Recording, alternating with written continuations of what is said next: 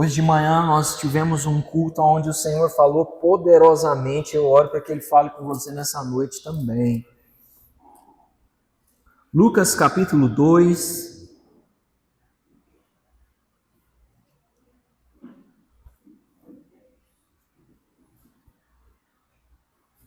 Nós vamos ler a partir do versículo 1 mesmo.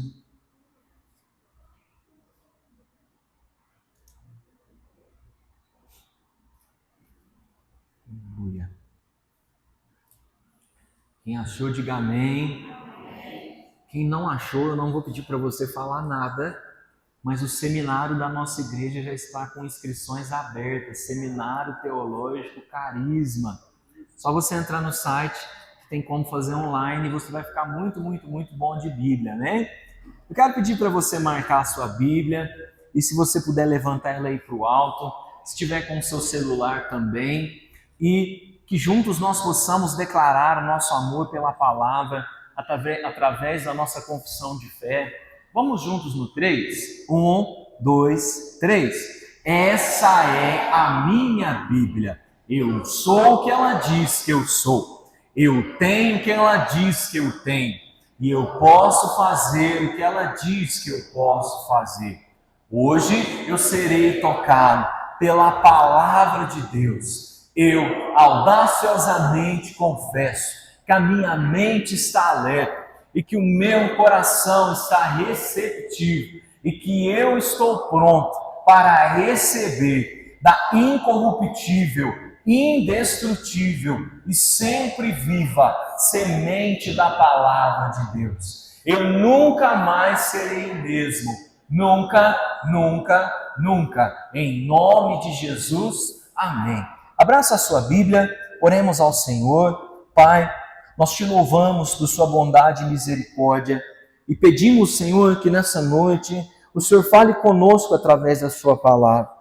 Nós somos imperfeitos, nós não temos o talento como achamos que temos, mas nos permita nessa noite, Pai, recebemos do Senhor aquilo que há de melhor, que é a sua palavra, para que nós possamos sair daqui entendendo e vivendo, Senhor, essa palavra.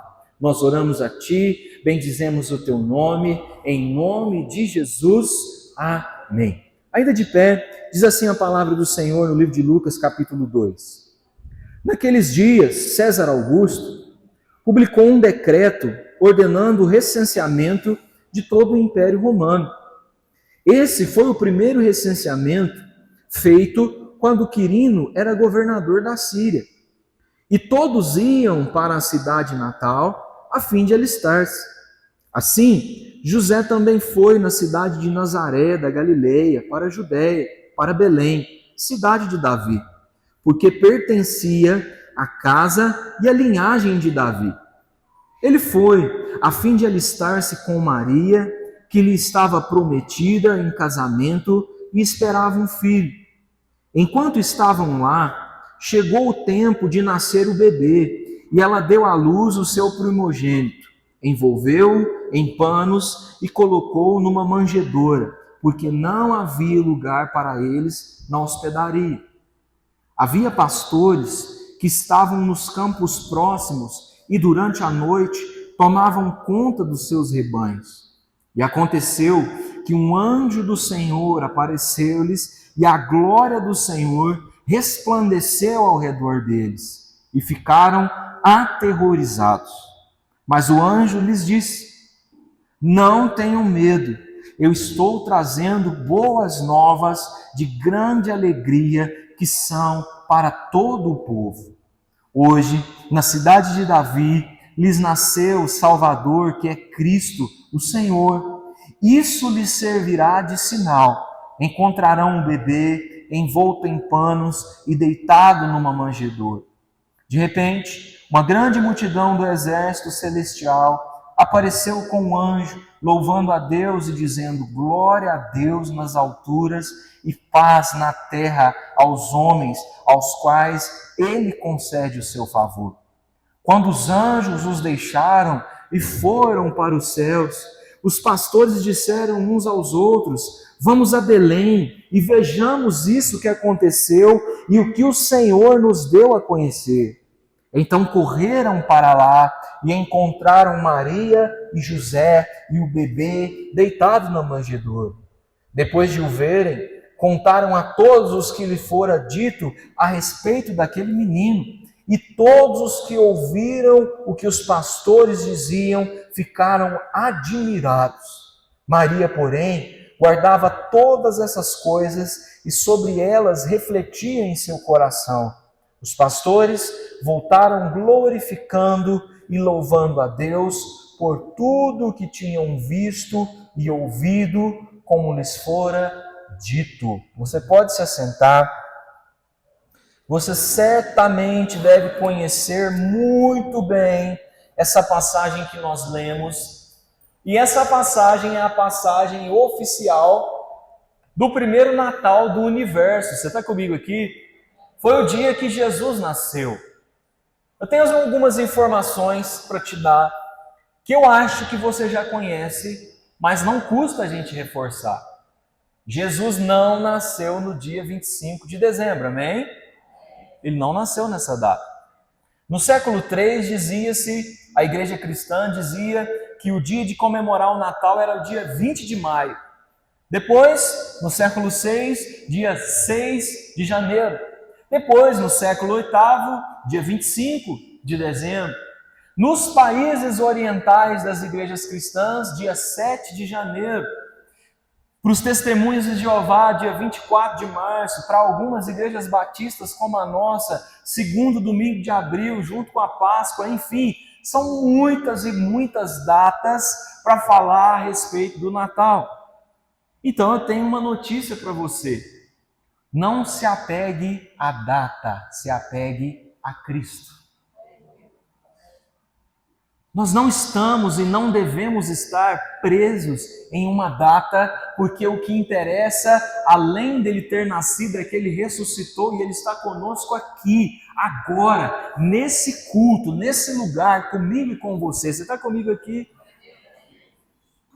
Mas, já que essa data foi a data que o povo brasileiro escolheu para cultuar e alegrar com a nossa família, para ter um tempo de comunhão, para ter um tempo de novidade com os nossos familiares, de receber, de ter a casa cheia, de nós termos algo para ensinar para as crianças, eu tenho uma coisa que eu preciso puxar a sua orelha e a minha também.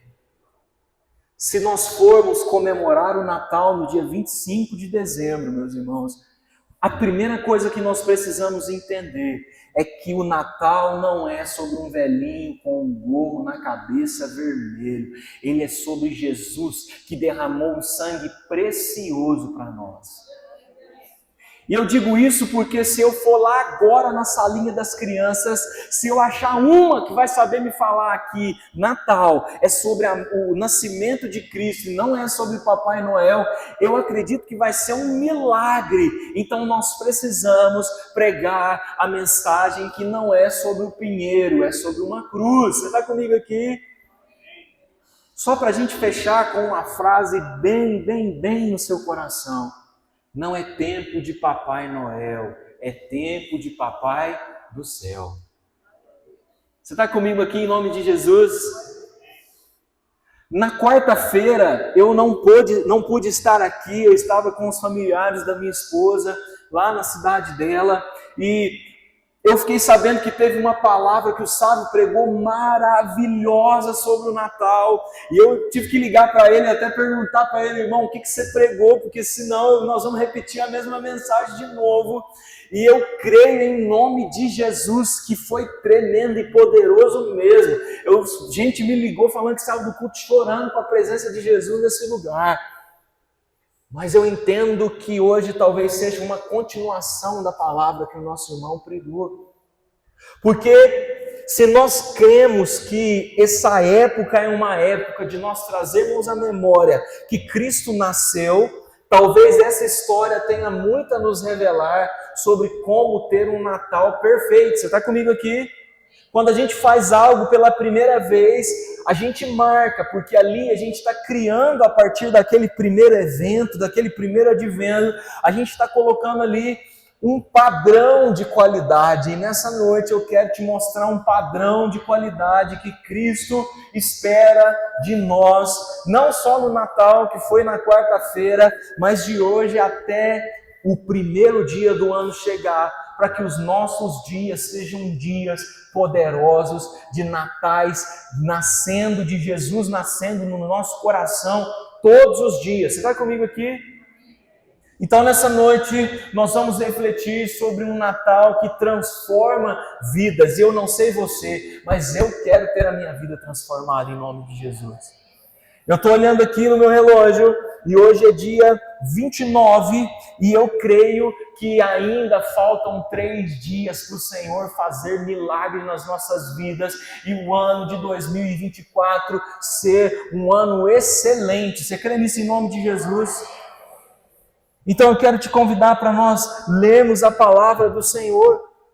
E a palavra vai dizer assim no versículo 8: havia pastores que estavam nos campos, próximos e durante a noite, tomavam conta dos seus rebanhos. E aconteceu que um anjo do Senhor apareceu-lhes e a glória do Senhor resplandeceu ao redor deles. E ficaram, preste atenção nessa palavra, aterrorizados. Mas o anjo lhes disse: não tenham medo, eu estou trazendo boas novas de grande alegria para alegria que são para todo o povo. Hoje na cidade de Davi lhes nasceu o Salvador, que é Cristo o Senhor. Isso lhes servirá de sinal: encontrarão um bebê envolto em panos e deitado numa manjedoura. De repente uma grande multidão do exército celestial apareceu com o anjo, louvando a Deus e dizendo: glória a Deus nas alturas e paz na terra aos homens aos quais Ele concede o seu favor.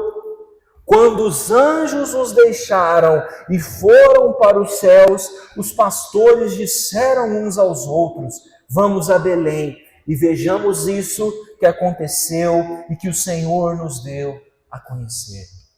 Meus irmãos, os pastores que essa palavra está falando não são pastores como eu, eram homens que eram pastores de ovelha e, portanto, cuidavam de ovelhas.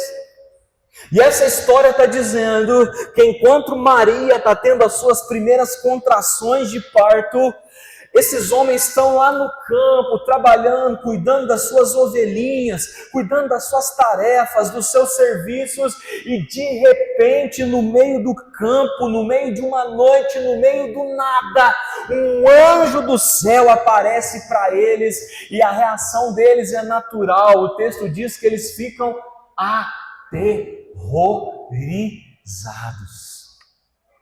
Se fosse eu e você, eu tenho certeza que a gente ia ficar com medo. Mas a gente ia saber que é um anjo. Mas o texto está dizendo que eles ficam não só com medo, mas aterrorizados. E como Deus ele é perfeito em tudo que Ele faz, não para só no anjo, mas o texto diz, como se não bastasse um anjo, desce um exército celestial, e agora uma multidão de anjos começam a cantar e dizer glória a Deus nas alturas. O Filho de Deus nasceu, grandes coisas vão acontecer com o nascimento dele. E glória a Deus! A gente olha para essa história e ela já é bonita. Mas quando nós estudamos o contexto dela, nós entendemos que Jesus, no seu nascimento, ele já quebra paradigmas e ele nos mostra o que é um Natal de qualidade no Senhor. Meus irmãos, sabe o que eu descobri? Pastores de ovelhas eram homens que não eram considerados religiosos de boa fama. E por que isso? Porque na lei judaica, se você quisesse ser um bom judeu, você precisava respeitar as regras da Torá. E uma dessas regras eu quero te dar um exemplo. Você não podia violar o sábado. O sábado era sagrado você ficar em casa. Imagine você, o que a ovelha mais faz é se perder. Nós temos a parábola da ovelha perdida. é se meter em caminho, se machucar. Um pastor de ovelhas não podia ficar em casa no sábado, ele tinha que cuidar das ovelhas e logo ele era um transgressor da lei. Um pastor de ovelhas, ele tinha sérios problemas porque ele tinha que carregar as ovelhas feridas que se perdiam. E a Torá dizia que se você carregar um animal morto, você é impuro. Logo, se você está andando com uma ovelha e ela morre no meio do caminho, você é impuro. Consegue entender aqui? Pastores de ovelhas eram homens privados de exercer a sua religião. Agora olha aqui para mim, sabe o que significa a palavra religião? Religião vem de religare, ou seja, religar o homem em Deus.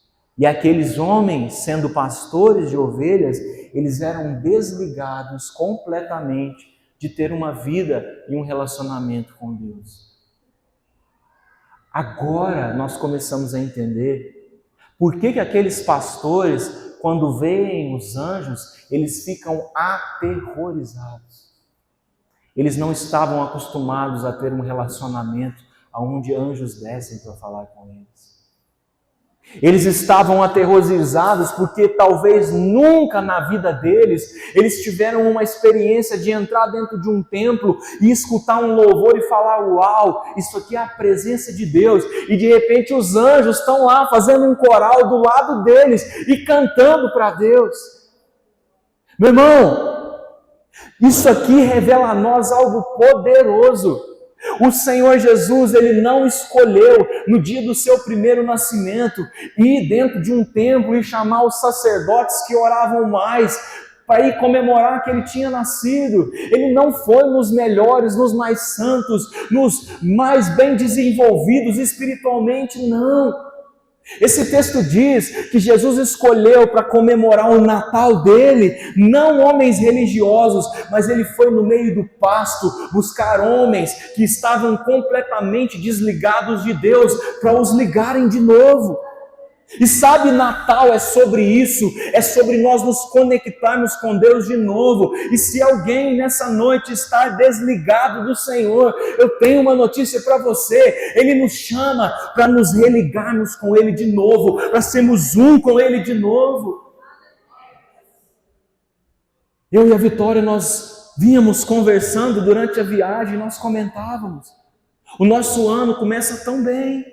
A gente faz as nossas agendas. Esse ano eu vou orar como eu nunca orei em toda a minha vida. Esse ano eu vou ler a Bíblia como eu nunca li em toda a minha vida. Eu vou me desenvolver, eu vou resolver os meus problemas. Mas quando chega em junho, parece que um trator passou por cima de nós e todos aqueles planos começam a ficar emaranhados no meio dos problemas. Talvez o seu ano foi um caos e completamente diferente do que você gostaria que fosse, mas hoje é dia 29 e o Senhor está te chamando para religar com Ele de novo. Foram meses difíceis, sim. Foram meses pavorosos, sim. Meses aterrorizantes, sim. Mas Ele é Deus. E tudo pode ter sido ruim, mas a sua espiritualidade não pode morrer dentro de você. Esse tempo de Natal e Ano Novo, de fim de ano, é um ano para nós sentarmos com a nossa família e evangelizarmos ela e dizer assim: aonde Deus foi parar no meio dessa cesta? Aonde Deus foi parar no meio da nossa comemoração? É a época perfeita de nós religarmos as pessoas em Deus de novo.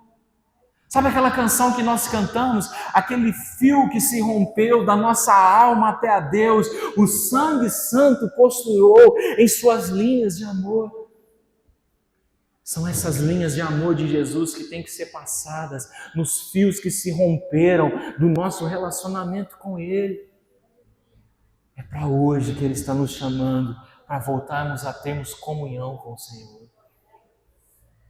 Mas não para por aí, e esse texto continua dizendo a nós o seguinte, no versículo 15, olha o que ele diz: quando os anjos os deixaram e foram para os céus, os pastores disseram uns aos outros: vamos a Belém e vejamos isso que aconteceu e o que o Senhor nos deu a conhecer.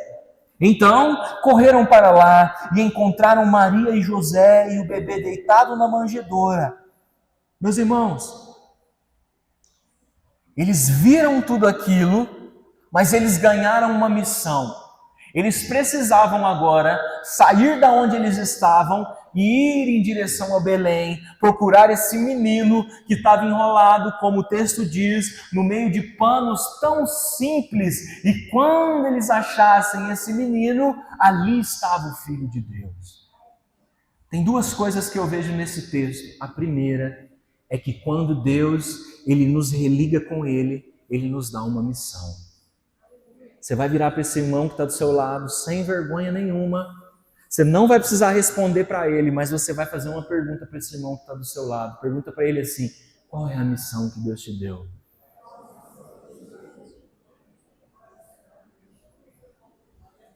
Talvez essa noite é uma noite que Jesus te chamou aqui só para te lembrar que Ele te deu uma missão e ela está parada, engavetada, trancada, esquecida.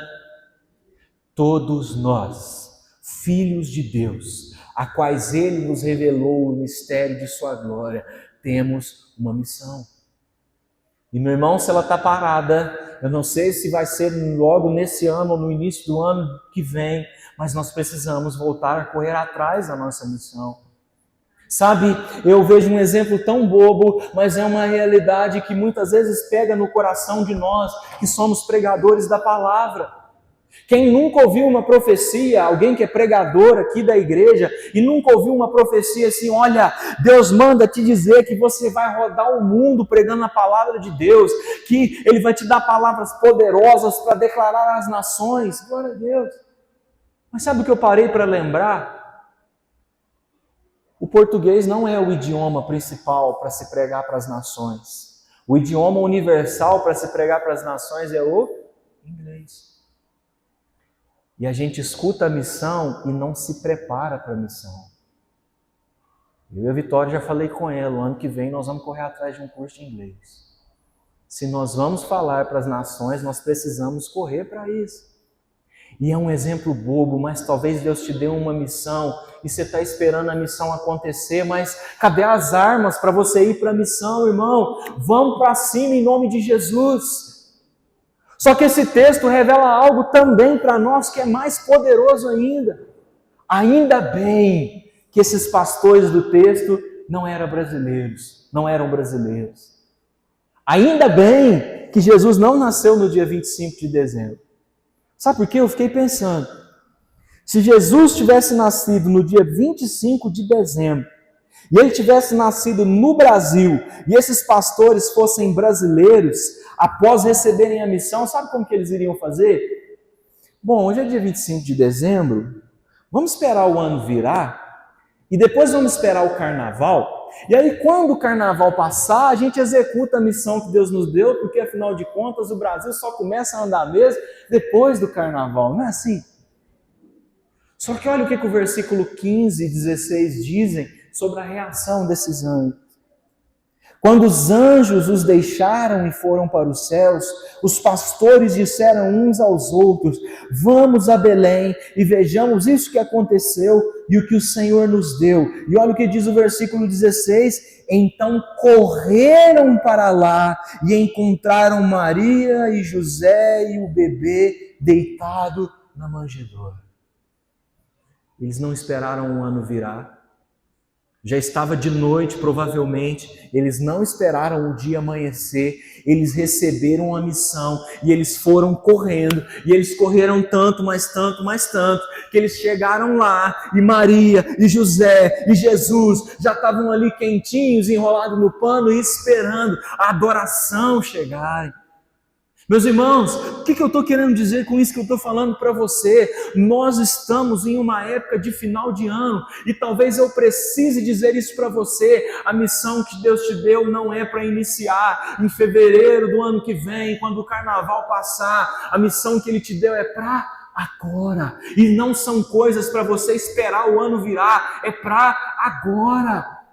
Esse final de ano não é para nós esperarmos e falarmos assim: está tudo de férias, os planos de Deus para a minha vida estão de férias, eu vou esperar e o ano que vem Ele vai fazer milagres.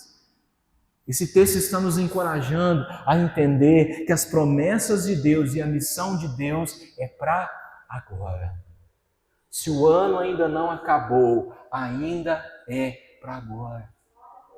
Em nome de Jesus, deixa eu te dizer uma coisa, se dá para fazer ainda esse ano, vai esse ano mesmo, não precisa esperar, vai em nome de Jesus. Se ainda dá tempo, mergulha nas promessas de Jesus. Vai imediatamente. A Bíblia diz que os planos dele não falham. Se você tem certeza no seu coração que é um direcionamento de Deus, não espere, caminhe, vá, rompa, avance para cima, Lagoinha.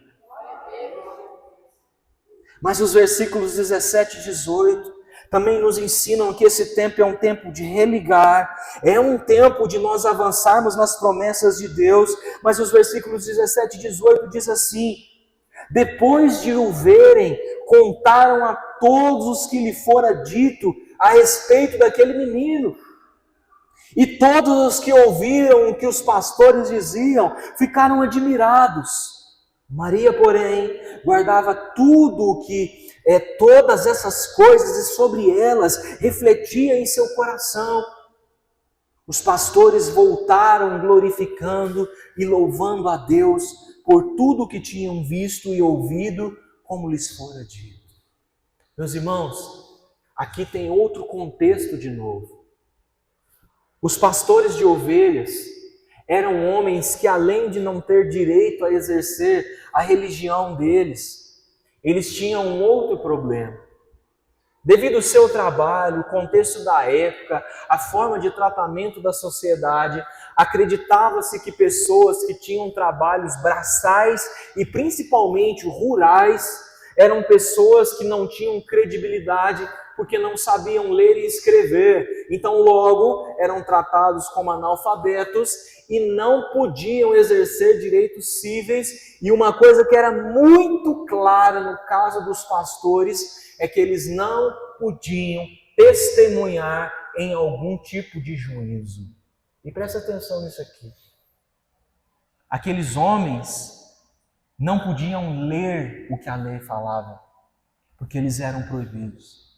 Eles não podiam entrar dentro de qualquer fórum que fosse e testemunhar para ajudar alguém com aquilo que viram, porque eles não eram considerados dignos de credibilidade. Você está comigo aqui? Mas esse texto diz que, mais uma vez, aqueles pastores contemplam a glória de Deus através do menino Jesus. E eles começam a sair pelas ruas e testemunhar tudo que viram. Eu vi os anjos descerem no meio do pasto e falarem comigo. Eu vi o coral de Deus cantando. Eu acabei de sair da casa do Filho de Deus e eu vi com os meus olhos que o Salvador nasceu. E Ele é o Filho de Davi, da raiz de Judá. Ele é o Filho de Deus. E eles começam a proclamar. E esse texto diz que as pessoas de fora começam a ver e ficam encantadas de verem homens que não podiam testemunhar em tribunais, mas estavam clamando pelas ruas e testemunhando sobre Deus pelas ruas. Meus irmãos, isso aqui é poderoso e revela algo para nós. Pessoas que nunca tiveram acesso à justiça foram escolhidas por Deus não para experimentar da justiça, mas a Bíblia diz que Deus, Ele não faz justiça, Ele é justiça, e a justiça dele é atributo de quem Ele é. E aqueles homens que nunca puderam pegar numa Bíblia, que nunca puderam pegar num livro jurídico para ler, agora eles não precisavam ler, eles podiam ver com os seus olhos a justiça de Deus. Meus irmãos, isso é poderoso demais e nós precisamos entender que esse tempo que nós estamos, de Natal, de final de ano, de últimos dias para o ano acabar, é um tempo que a justiça de Deus irá se manifestar sobre nós. Às vezes, durante o ano, nós olhamos situações que aconteceram conosco e nós entendemos que foram situações de injustiça para conosco e nós pensamos assim: ninguém viu quando aquela pessoa me fez mal, ninguém viu quando eu passei por aquele momento difícil, ninguém viu, mas eu quero te falar uma coisa: Jesus viu, e a Bíblia diz que Ele é a justiça. Pode ser que Ele não faça a justiça como você acha que Ele deve fazer, mas Ele fará como Ele entende que é o certo de fazer. O Senhor é justiça e nós estamos num tempo que a justiça dEle, sim, será feita. Você pode não acreditar, você pode desfalecer, você pode olhar e falar, não dá tempo, você pode olhar e falar, está tudo pausado, está tudo parado, mas a Bíblia diz que esse sim é um tempo que o governo e a justiça de Deus será estabelecido. Mas eu tenho uma notícia para você. Você coloca amor nas minhas palavras, quando eu digo isso você sabe que vai doer. Se o nosso Pai é justiça, se Jesus é um Deus poderoso em justiça e nós somos cordeiros de Deus através de Jesus e Ele é justiça, Ele espera que nós, como seus filhos, sejamos justos. Você só pode exigir da justiça de Deus quando você também é justo o suficiente. Sabe aquele livro que você pegou lá no começo do ano e você não devolveu até hoje e a pessoa já até esqueceu? Devolve. Seja justo. Eu disse de manhã e me vem isso à memória de novo, quando eu tive essa aula no seminário teológico, o pastor que nos dava aula dizia assim, sabe aquele CD que ninguém hoje mais escuta, mas que você pegou lá quando você era adolescente, você guardou, nunca mais devolveu? Devolve. O que a pessoa vai fazer com isso? Não sei, mas não é seu, e Cristo espera que nós sejamos justos. Meu irmão, se você deseja experimentar da justiça de Deus, seja justo e lute para ser justo como Ele é. Eu juro em nome de Jesus que não é indireta, mas eu quero despertar a sua memória. Aquelas cantinas que a gente fez lá, quando a igreja estava lá no bairro Santa Terezinha, você pegou dinheiro emprestado por irmão para comprar pão de queijo e não pagou, meu irmão, paga! Meu irmão, você pegou fiado com a igreja e não pagou até hoje, misericórdia, pague! Se nós queremos exercer da justiça de Deus, nós precisamos ser justos, justos, justos. O Senhor espera que os seus filhos sejam pessoas corretas. E em nome de Jesus, você precisa ser um cristão que anda segundo aquilo que Ele espera, sendo justo com as pessoas. Pegou, devolve, pediu emprestado, pague, fez um compromisso, honre, deu a sua palavra que ia fazer algo, faça.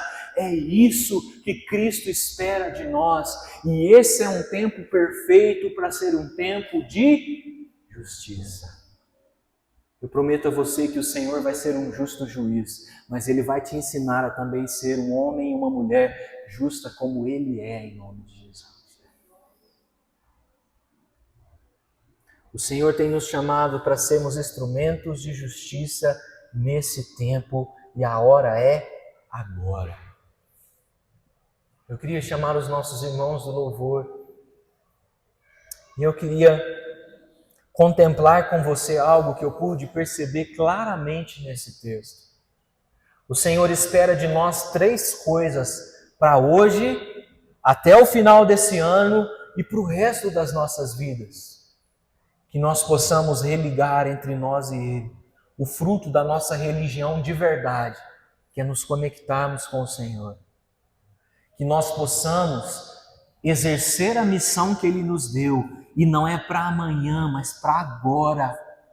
E que nós possamos esperar a sua justiça e sermos justos como Ele é.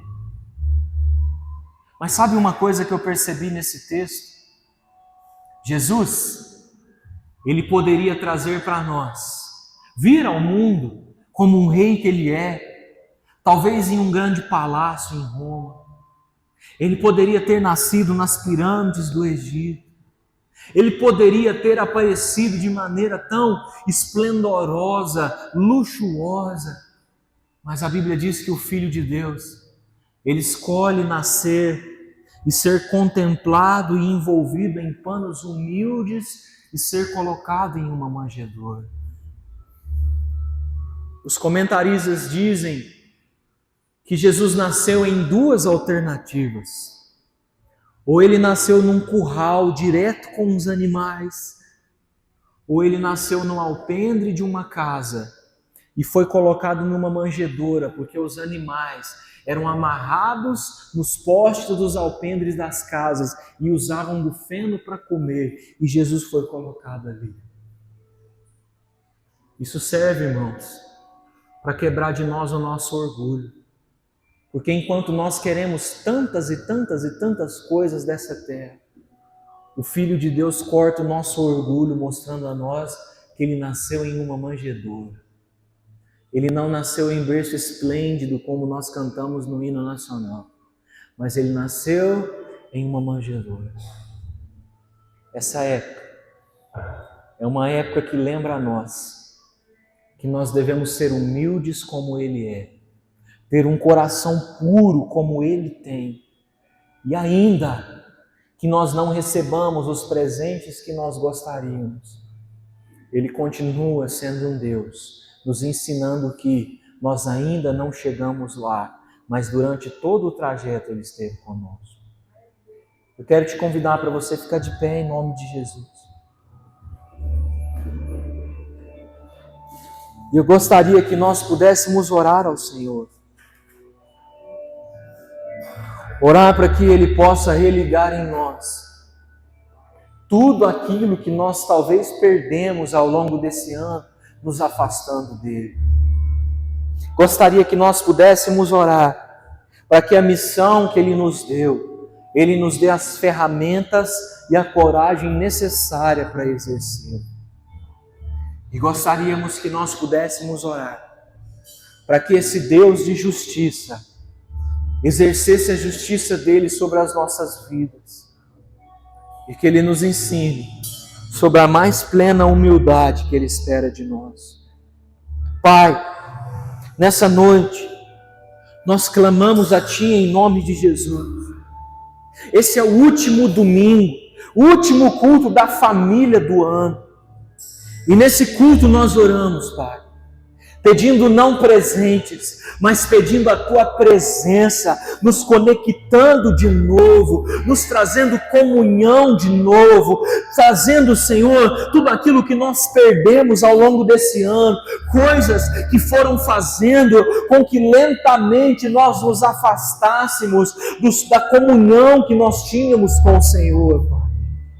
Nós oramos em nome de Jesus, para que a missão que o Senhor nos deu nesse ano, ainda nesses poucos dias, nós possamos abraçar essa missão e não esperarmos, mas irmos para cima como o Senhor espera de nós, Pai. E nós ainda oramos para que a Sua justiça seja exercida nas nossas vidas, Pai. Tem tanta gente aqui nessa noite que sofreu tantas injustiças, teve prejuízo nos negócios, teve que sustentar uma palavra que alguém falhou, teve que lidar com traições, teve que lidar com tantos e tantos problemas, e nós achamos até a noite de hoje que ninguém viu, mas nessa noite nós entendemos que o Senhor viu, e o Senhor é um Deus de justiça que irá cuidar de nós, Pai. Nessa noite nós assumimos o compromisso de sermos justos como o Senhor é, de entrarmos nas raízes da nossa memória e voltarmos a sermos justos e cumprirmos com aquilo que o Senhor espera de nós. E nessa noite nós oramos, Pai, dizendo que o Senhor pode vir e pode entrar no nosso coração, pode nascer dentro de nós, Jesus, pois o nosso coração é humilde como o Teu, para entendermos que o Teu reino não é um reino de riquezas, mas um reino de paz e de justiça. Nós oramos em nome de Jesus e pedimos ao Senhor que nessa noite o Senhor encontre os seus filhos com o coração aberto para que o Senhor faça morada. Nós nos entregamos a Ti em nome de Jesus.